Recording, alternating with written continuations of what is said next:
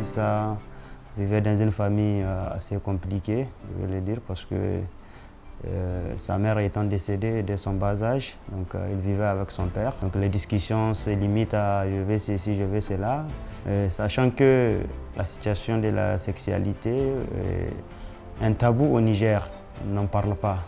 Donc surtout au village où les gens sont vraiment assez conservateurs. Personne n'est là pour le conseiller, donc soit sur la puberté, soit sur la sexualité, ou bien sur des conduites à tenir au cas où il arrive à avoir ses premières éjaculations. Avec sa petite amie au lycée, ils ont fini par avoir des rapports sexuels et il s'est retrouvé être papa à l'âge de 16 ans. Du coup, il se retrouve être la risée du village.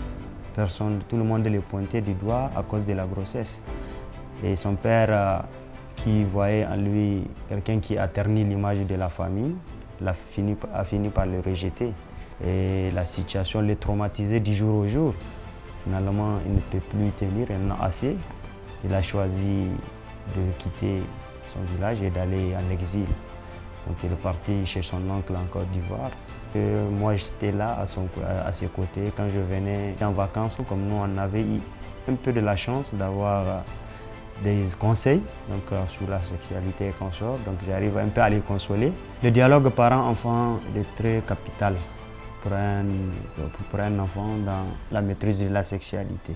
À tel âge, voilà ce que je dois dire à mon enfant sur sa sexualité. À un âge avancé, voilà les conseils que je peux lui donner. Tout ça, là, ça peut l'aider à grandir et à savoir que voilà, à chaque étape de la vie, il y a des décisions à prendre, il y a des comportements sains à adopter.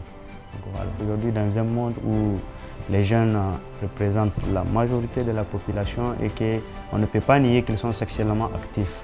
Donc qu'il faut que les enfants et les jeunes en particulier puissent avoir ces informations pour éviter au mieux ce qu'on est en train de vivre aujourd'hui. Je m'appelle Idebaza Abdraman, j'ai 30 ans, je suis nigérien. L'éducation complète à la sexualité est une thématique peu cernée. Et du fait de son importance, il va falloir la contextualiser pour une meilleure mise en œuvre. Nous les jeunes, on veut savoir.